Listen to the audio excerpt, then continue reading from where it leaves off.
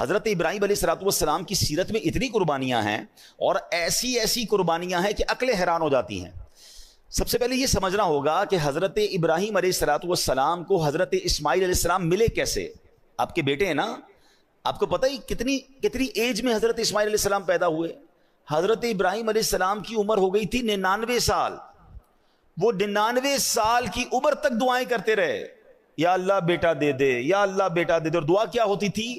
اسمع یا ایل، اسمع یا ایل۔ اس کے معنی کیا ہے؟ عربی زبان کا لفظ ہے اسمع، تو معنی بنے اے اللہ سن لے۔ اسمع معنی سن لے، اور ایل کے معنی یہ عبرانی زبان کا لفظ ہے، اس کے معنی ہے پروردگار، خدا، یعنی اے میرے رب، اے میرے پروردگار میری دعا سن لے۔ یہ پکارا کرتے تھے، اور تمنا کیا تھی؟ کہ اللہ مجھے بیٹا دے دے۔ 99 ایئرز کی ایج میں جا کے بیٹا ملا۔ اب یہاں ایک بات سیکھنے والی ہے، حضرت ابراہیم کون ہیں؟ خلیل اللہ ہیں۔ خلیل کس کو کہتے ہیں؟ دوست کو، اللہ کے دوست۔ اور سرکار دو عالم صلی اللہ تعالی علیہ وسلم کے بعد اگر کائنات میں کوئی سب سے عظیم ہستی ہے، سب سے بڑی ہستی اگر نبی پاک کے بعد کوئی ہے تو وہ حضرت ابراہیم علیہ الصلوۃ والسلام۔ اتنا بڑا مرتبہ ہے، اور اللہ کے دوست بھی ہیں، اور اتنی دعائیں، مگر بیٹا نہیں ملا 99 سال تک۔ مجھے اور آپ کو کیا سیکھنے کو ملا؟ کہ جناب اللہ سے دعا مانگنی ہے، مگر رب سے ناراض نہیں ہو جانا ہے، مایوس نہیں ہو جانا ہے۔ اگر نہیں مل رہا تو بھی راضی رہنا ہے۔ ہمارا پرابلم کیا ہے؟ 2 4 6 مہینے کوئی دعا کریں، کام نہ ہو، ہیں یار دعا کرتا ہوں قبول ہی نہیں ہو رہی، مکے جا کے دعا کی پھر بھی قبول نہیں ہوئی، مدینہ شریف جا کے دعا کی پھر قبول نہیں ہوئی، فلاں بزرگ سے دعا کرائی پھر قبول نہیں ہوئی۔ لوگ کہتے ہیں جمعے کے خطبے کے درمیان دعا کرو، کتنے جمعوں سے دعا کر رہا ہوں قبول نہیں ہوئی۔ اللہ سے ہی شکوا ہے، اللہ سے ہی بھروسہ اٹھنا شروع ہو جاتا ہے، نہیں بھائی کچھ نہیں ہوتا، سنائی ہے دعا قبول نہیں ہوتی۔ وہ اللہ کے خلیل ہیں، اور 99 سال تک دعائیں کر رہے ہیں۔ کون ہے میرے اور آپ کے درمیان جو 99 سال سے دعائیں کر رہا ہے؟ اب اس پہ سیکھنے کو پتہ کیا ملتا ہے ان واقعات سے؟ کہ ہمیں اپنے رب سے مایوس نہیں ہونا ہے۔ پہلے یہ بھروسہ کر لو نا کہ اللہ میرے لیے بہترین فیصلہ کرنے والا ہے۔ ہم سب کی ماں، سب سے زیادہ پیار ہم سے کون کرتا ہے؟ ماں کرتی ہے نا۔ ماں کے دل میں ممتا ڈالنے والا کون ہے؟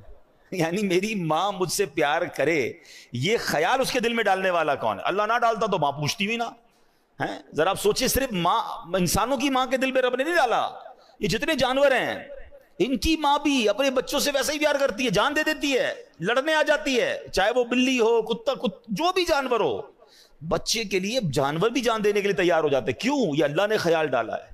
اور اگر اچھا اب اس کی لاجک سمجھیں، اے ہائے میرے رب کی شان دیکھو۔ جب ہم پیدا ہوتے ہیں، ہم پیدا ہوں یا جانور کے یہاں بچہ پیدا ہو، کیسا ہوتا ہے؟ نازک سا، اس کی نہ ہمت نہ طاقت نہ چلنے جیسا قابل۔ اگر ماں باپ بچہ پیدا کرنے کے بعد بچے سے محبت ہی نہ کریں، خیال ہی نہ کریں، تو بچہ تو مر جائے گا نا، اس کو تو خادم چاہیے۔ آپ اگر غور کریں نا، بچے کے پیدا ہوتے ہی اس کو 2 خادم چاہیے ہوتے ہیں۔ ایک اس کے کھانے پینے، جس کو کہیں ورزش، مالش، صفائی ستھرائی کرنے والی ایک خادمہ چاہیے بچے کو، اور ایک اس کے لیے خرچ کرنے والا بندہ بھی چاہیے۔ اللہ نے کیسا انتظام کیا کہ ماں بچے کی باقاعدہ خادمہ بنتی ہے، اس کی گندگی بھی صاف کر رہی ہے، اس کو روز مالش بھی کر رہی ہے، اس کو کپڑے بھی پہنا رہی ہے، وہ روئے تو ماں تکلیف میں ہے، وہ اٹھ جائے تو ماں اٹھ جائے، اس کے جسم میں اللہ نے ایسی خوراک دی کہ ماں اسے دودھ بھی پلا رہی ہے۔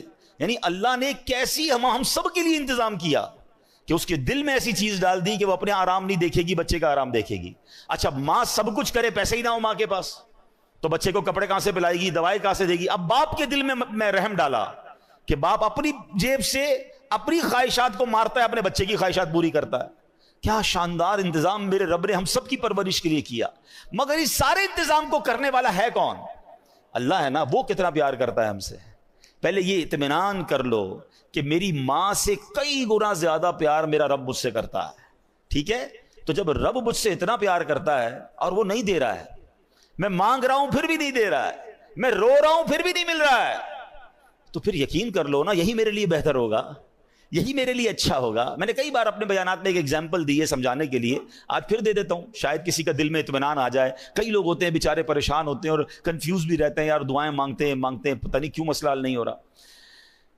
مثال دیتا ہوں، چلے ایک ایگزامپل۔ آج کل گرمی کے دن ہیں، سب کو جی چاہتا ہے آئس کریم کھانے کا، شربت پینے کا، کولڈ ڈرنک پینے کا، لیکن اگر آپ کے کوئی چھوٹا بچہ ہو، بھائی ہو، اس کا گلا خراب ہو جائے، فلو ہو جائے اسے، ٹھیک ہے، نزلہ بھی ہو جائے، بخار ہو جائے، اور اب وہ رو رہا ہے کہ ابو میں نے آئس کریم کھانی ہے، یا ابو جی میں نے کولڈ ڈرنک پینی ہے، آپ کیا کریں گے؟ کھلائیں گے اسے؟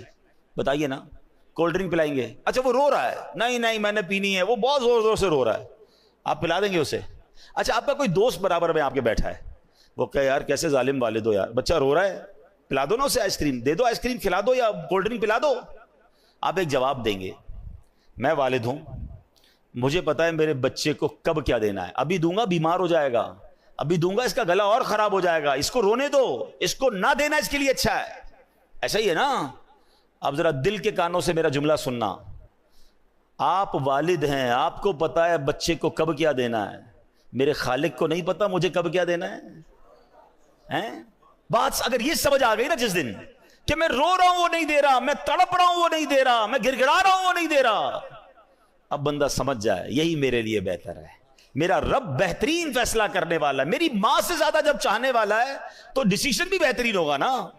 اور ایسا لکھا کتابوں میں، روایتوں میں یہ مضمون ہے، کسی کا غریب رہنا اس کے لیے اچھا ہے اور کسی کا امیر بننا اس کے ایمان کے لیے اچھا ہے، کیونکہ اگر اس کو غریب کو امیر بنا دیا جاتا تو وہ پیسے کے اندر ایسا گم ہو جاتا کہ آگے جا کے اس کا ایمان بھی برباد ہو جانا تھا۔ تو رب جانتا ہے کہ اس کا غریب رہنا بہتر ہے، کسی کو امیر بنایا اس کے لیے دنیا اور آخرت کے امیر رہنا اچھا تھا، غربت ہوتی تو کہیں یہ کفر کر لیتا، تو ہمیں نہیں پتا ہوتا یہ اللہ کی تقسیم ہے، کوئی صحت مند رہتا ہے، کوئی بیمار رہتا ہے، کوئی خوش رہتا ہے، کوئی پریشان رہتا ہے، ارے یہ رب کے فیصلے ہیں، وہ ہم سے بہتر جاننے والا ہے۔ اور بعض اوقات جب نہیں ملتا نا اور اس کے کچھ عرصے بعد ملتا ہے تو عقل حیران ہو جاتی ہے کہ واقعی کمال فیصلہ تھا، یہی میرے لیے بہتر تھا۔ بے اولاد روتے ہیں اولاد نہیں مل رہی ہیں، در در جاتے ہیں دعائیں کرتے نہیں ملتی اولاد، کیا پتہ ایسی اولاد لکھی ہو اس کے نصیب میں کہ جو بڑے ہو کر ماں باپ کو مار کے گھر سے ہی نکالنا تھا۔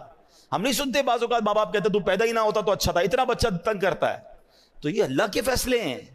تو سبحان اللہ، حضرت ابراہیم 99 سال تک دعا کرتے رہے، اب جب دعا ہو گئی حضرت اسماعیل مل گئے۔ اب مجھے بتاؤ جس کو 15-20 سال بعد اولاد ملے تو وہ کتنا پیار کرتا ہے اپنے بچے کو، گود سے لگائے رکھتا ہے کہ اب تو پیر بھی زمین پر نہ رہے ہیں۔ مگر پہلا امتحان کیا تھا کہ اس دودھ پیتے بچے اور اس کی ماں کو ایک ایسے صحرا میں چھوڑ کر آ جاؤ کہ جہاں کوئی آبادی نہیں ہے۔ آپ امیجن کر سکتے ہیں کہ آپ اپنی زوجہ اور اپنے بچے کو کسی میدان میں ریگستان میں چھوڑ کر آ جائیں، اور وہ بھی وہ بچہ جو اتنی دعاؤں کے بعد ملا ہو، مگر اللہ کا حکم تھا آپ چھوڑ کر آ گئے۔ وہ واقعہ طویل ہے، پھر کسی دن اس کو ڈسکس کریں گے۔ آپ نے سنا ہوگا کہ کس طرح بی بی ہاجرہ جو ہے صفا مروہ کے درمیان دوڑی، کس طرح حضرت اسماعیل کے قدموں سے زمزم جاری ہوا، اور پھر کس طرح مکہ آباد ہوا، سبحان اللہ۔ مگر پہلے قربانی تو سوچو کیسی تھی کہ ماں ہے، بچہ ہے، تھوڑا سا پانی اور کھانا ہے اور وہ ختم ہو گیا، اور اب کچھ نہیں ہے مگر اللہ پر بھروسہ ہے۔ اس خاندان کی قربانیاں تو سوچو۔ پھر اللہ نے حضرت ابراہیم اور حضرت اسماعیل سے کعبے کی تعمیر کروائی، وہ مقام ابراہیم جس پر کھڑے ہو کر حضرت ابراہیم نے کعبے کی تعمیر کی۔ سبحان اللہ، یہ کیسا اللہ کے نبی کا معجزہ ہے کہ 5000 سال سے زیادہ عرصہ گزر چکا ہے، جو مکے گئے ہیں انہیں پتا ہے کہ آج بھی اپنی آنکھوں سے حضرت ابراہیم کے قدموں کے نشان ہم دیکھتے ہیں، اور وہ پتھر ویسے ہی سلامت ہے۔ دنیا میں کوئی پرانی سے پرانی عمارت 700 800 1000 سال کے بعد ختم ہو جاتی ہے، گر جاتی ہے، نام و نشان مٹ جاتا ہے، یہ 5000 سال سے زیادہ عرصہ ہو گیا ہے، یہ پتھر کھلے آسمان تلے موجود رہا۔ علماء کہتے ہیں کہ ہزاروں بارشیں دیکھی، ہزاروں آندھیاں دیکھی، ہزاروں موسم کی تبدیلیاں دیکھی، مگر حضرت ابراہیم کے قدموں کے نشان ویسے کے ویسے موجود ہیں۔ اور قرآن میں رب نے فرمایا وَاتَّخِذُوا مِن مَّقَامِ إِبْرَاهِيمَ مُصَلًّى، اور ابراہیم کے کھڑے ہونے کی جگہ کو اپنے لیے نماز کی جگہ بنا لو۔ اللہ اکبر، یہ مقام ہے حضرت ابراہیم، حضرت اسماعیل اور بی بی ہاجرہ رضی اللہ تعالی عنہا کا۔ لیکن ایک امتحان نہیں تھا، اب یہ والا امتحان جو میں نے آپ کو خواب سنایا کہ اپنے بیٹے کو ذبح کرو۔ اچھا، اب حضرت ابراہیم علیہ السلام نے اپنی زوجہ سے کہا کہ بیٹے کو تیار کر دو۔ حضرت اسماعیل کو تیار کیا، اور اب کمال یہ ہے کہ چلے قربان کرنے۔ جب قربان کرنے چلے تو شیطان کب یہ چاہتا کہ اتنی بڑی قربانی، اتنا بڑا جناب ثواب حضرت ابراہیم کما لیں گے، تو شیطان پہلے حضرت ابراہیم کے پاس آیا انسانی شکل میں۔ اے ابراہیم کہاں چلے؟ کہا بیٹے کو لے کے جا رہا ہوں۔ کہا مجھے پتا ہے آپ ذبح کرنے جا رہے ہیں۔ حضرت ابراہیم نے کہا کہ اب بیٹے کو باپ ذبح کرتا ہے؟ کہا مجھے پتا ہے آپ کو اللہ کا حکم ملا ہے۔ آپ نے فرمایا پھر اللہ کا حکم ہے تو میں اس پر راضی ہوں۔ شیطان مردود وہاں سے جا کر حضرت بی بی ہاجرہ کے پاس جاتا ہے۔ اب ماں کتنا پیار کرتی ہے بچے سے, وہ بھی بچہ وہ جو اتنی دعاؤں کے بعد ملا ہو. آپ کو پتا حضرت اسماعیل کی عمر کتنی تھی اس وقت؟ ایک روایت کے مطابق 7 سال اور ایک روایت کے مطابق 13 سال. کیا عمر ہوتی ہے یہ؟ حضرت ہاجرہ کے پاس جا کر کہتا ہے, اے ہاجرہ تمہیں پتا ہے تمہارے شوہر بیٹے کو کہاں لے جا رہے ہیں؟ تو کہاں لے جا رہے ہیں؟ کہا ذبح کرنے لے جا رہے ہیں. کہا کیا باپ بیٹے کو ذبح کرتا ہے؟ کہاں اس لیے ذبح کر رہے ہیں کہ اللہ کا حکم ہے. بی بی ہاجرہ کہتی ہیں اگر میرے رب کا حکم ہے تو پھر ہم راضی ہیں. کیا گھرانہ ہے یہ. اب حضرت اسماعیل کے پاس چلا گیا شیطان, چھوٹی عمر ہے. کیا ہے بیٹے تمہیں پتا ہے تمہارے والد کہاں لے جا رہے ہیں؟ کہاں لے جا رہے ہیں؟ میرے والد تو کہیں مجھے کسی سے ملانے لے جا رہے ہیں, تیار کروایا تھا نا. کہ نہیں تمہیں ذبح کرنے لے جا رہے ہیں. کہتے ہیں کیا باپ بیٹے کو ذبح کرتا ہے؟ کہاں اس لیے ذبح کر رہے ہیں کہ اللہ کا حکم ہے. حضرت اسماعیل کہتے ہیں رب کا حکم ہے تو پھر میں بھی راضی ہوں. یہ لوگ تھے. ہاں اب کمال یہ ہے کہ اب حضرت ابراہیم علیہ السلام کو جب وہ سامنے آیا نا شیطان, تو فرشتوں نے کہا اس کو کنکر مارے. آپ نے ایک بار کنکر مارے, تھوڑا آگے گئے فرشتے نے کہا پھر کنکر مارے, آپ نے پھر پتھر مارے, پھر آگے گئے پھر کنکر مارے. یہ جو آج حاجی جمرات کی رمی کرتے ہیں شیطان کو کنکر مارتے ہیں, اللہ نے حضرت ابراہیم خلیل اللہ اپنے خلیل کی وہ ادا ایسے باقی رکھی ہے کہ جب تک شیطان کو کنکر نہیں ماریں گے حاجیوں کا واجب ادا نہیں ہوگا. اللہ اکبر. پتا چلا کہ رب نے اپنے پیارے کی ادا کو کیسے باقی رکھا ہے. اچھا اب جناب کیا ہوا, حضرت ابراہیم علیہ السلام نے تو ایک اور کمال یہ کیا کہ اپنے بیٹے سے پھر مشورہ بھی کر لیا. اور یہ جو کانورزیشن ہے, یہ جو بات چیت ہے باپ بیٹے میں, اللہ نے اس کو قرآن میں ذکر کیا ہے. حضرت ابراہیم علیہ السلام اپنے بیٹے سے پوچھتے ہیں یا بنیا انی ارا فی المنام انی اذبحک فانظر ماذا ترى. وہ کہتے ہیں کہ اے میرے بیٹے میں نے خواب دیکھا کہ میں تجھے ذبح کرتا ہوں, اب تو دیکھ تیری کیا رائے ہے. ہیں بیٹا تو بتا تیری کیا رائے ہے. پوچھ لیا آپ نے ڈائریکٹ.